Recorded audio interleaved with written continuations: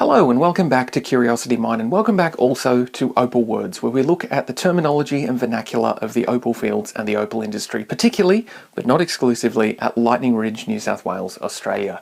This time we're looking at doublets, triplets, and mosaics, which are three ways of getting a little bit more out of opal. Stick around because we're going to talk about quite a few aspects of how doublets and triplets work and the role that they play in the range of opal that's available to purchase. I spoke with Vicky at Down to Earth Opals at Lightning Ridge about these types of stones, but before we talk about that, just for a bit of perspective, we really need to talk about solid opal first, just so that we've got a bit of a benchmark before we dive into doublets and triplets. So the piece I'm going to show you is a multicoloured red on black with the most exquisite block pattern. It's called the Scarlet Macaw. It has the beautiful patterns of the macaw bird. It's just beautiful.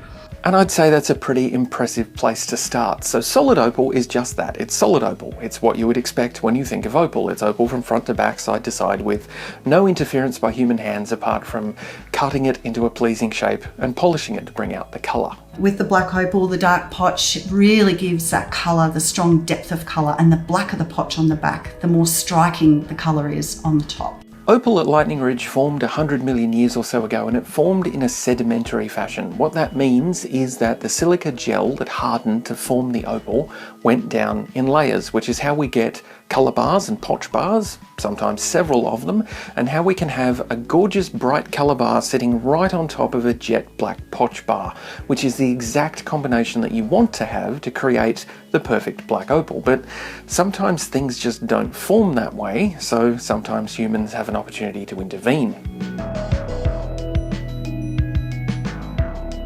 Opal doublets consist of two pieces. The original piece of opal is crystal opal. So we bond dart backing to the back to strengthen the piece and show off the colour better. Lightning Ridge produces light opal and dark opal or black opal and a range of body tones in between, but it also produces crystal opal, which is a translucent type of opal that can have a really brilliant colour when it's held against a dark background, which makes it absolutely perfect for producing doublets.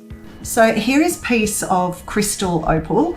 It's quite a thick chunk, but the pattern in the opal is sort of a bit wishy-washy. It's what we call grassy pattern.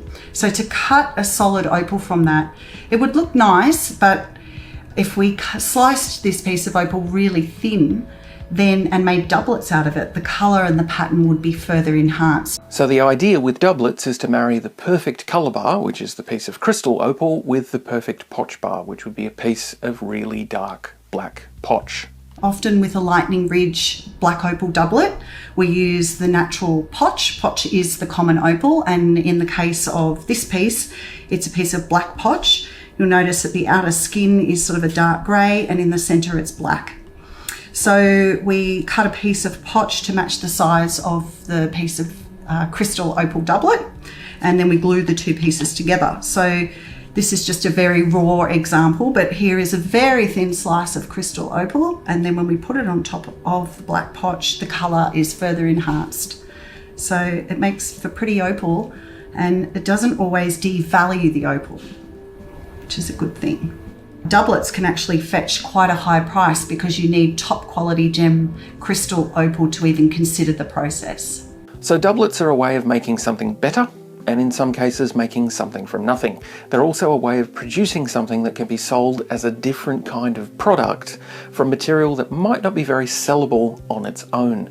There are a few concerns around doublets, but we'll talk about those a little bit later on because those concerns also apply to the next type of opal that we're going to look at, which is triplets. So a triplet opal, the term triplet means three pieces glued together. It is a paper thin slice of gem crystal opal with a black glass backing glued to the back to strengthen the piece and show off the colour. Then on top of that piece of opal is a clear quartz cap, and that is to protect the opal and also magnify the colour. So generally speaking, either the opal was formed very, very thin, so too thin to set alone in jewellery, so that is why we back it, Or it might have been opal that hasn't got a lot of colour, but when we slice it super paper thin and pop that dark backing on the back, it really shows off the colour, and it makes opal jewellery really affordable for everybody. So let's just deal with the elephant in the room here. Doublets, and to a larger degree triplets, have had a little bit of a bad reputation, and that reputation comes from disreputable marketing in the past, dating right back to the 1970s, when the process of manufacturing doublets, and especially the process of manufacturing triplets, became accessible to jewelers and lapidarians. Unfortunately, way back in the day, it was not uncommon for, shall we say, dishonest opal merchants to sell doublets and triplets without clearly indicating what they were, and sometimes for prices that belonged on solid opal. I asked Vicky about the value of doublets and triplets just to put this into perspective. This piece is $75,000. That's a Lightning Ridge field price. And generally speaking, an opal doublet is about 5% of the price of a solid black opal of the same quality and colour. So the doublet opal that we've showed you today is $3,500, and it has beautiful red flash across the full face of the stone. The triplet is roughly about 1 to 2% of the price of a solid black opal of the same quality and colour. That one is retailing at $350. So you can see there's quite a difference. So there's a huge difference in value between doublets and triplets and solid opal. So way back in the dark ages, when opal vendors were allegedly selling doublets and triplets without properly identifying them as doublets and triplets, i.e. selling them as if they were solid opal, you can get an idea of exactly how much they might have been ripping people off by. Also, just for interest, a lot of the triplets that were manufactured in the 70s and the 80s were not really what you would call great quality. I have a few triplets that were made in the early 80s, and as you can see, they're pretty nasty. The smaller ones could almost pass for opal, but the bigger pieces are very clearly poor quality. You can imagine the disappointment that someone would have when they learnt what they had paid good money for. So that's why doublets, and particularly triplets, still have an unfortunate stigma surrounding them today.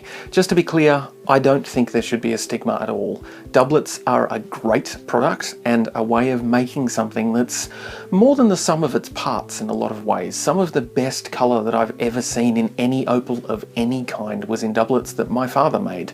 And if that opal had been left just as crystal without processing it into doublets, it would never have had the opportunity to produce that vivid and incredible colour. Those were some really magnificent stones.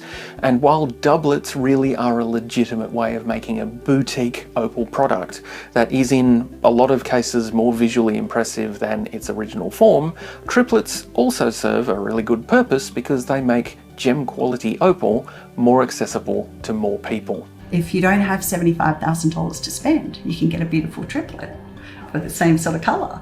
So those are doublets and triplets. Once upon a time they were kind of dirty words in the opal industry, but now they're very much an art form all of their own, and it's really quite rare these days to see doublets and triplets sold without being properly identified as doublets and triplets and being priced accordingly.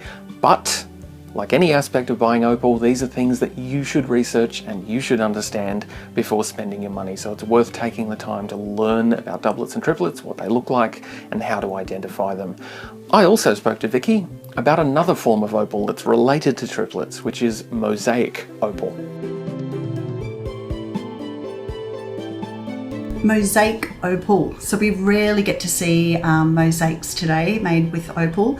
The piece that I'm showing you was made by somebody famous in Lightning Ridge back in the late 60s, early 70s.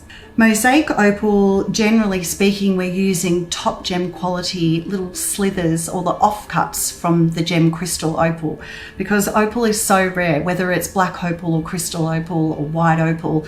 Opal in general is super rare, so we don't want to waste any little bit of these beautiful colours. So what we do is layer the pieces together and try to join them up a bit like a jigsaw puzzle and make a triplet out of it. So in the piece that I'm showing, it's top gem grade crystal opal, little thin slices perfectly lined up together, and then glued underneath the quartz cap and then on a black glass backing. And that's a mosaic, pretty spectacular and kind of rare these days to get good quality ones. So that's mosaics, triplets, doublets, solids, and a bit of history about opal economics. There are still a lot of words left in the Opal Dictionary, so please stay tuned for more opal words in the future. This video was made with the help of down-to-earth opals at Lightning Ridge, with special thanks to Vicky. If you enjoyed this video, please consider subscribing to Curiosity Mine on YouTube and following along on all of the usual social media channels. The links are in the description. And thank you for watching.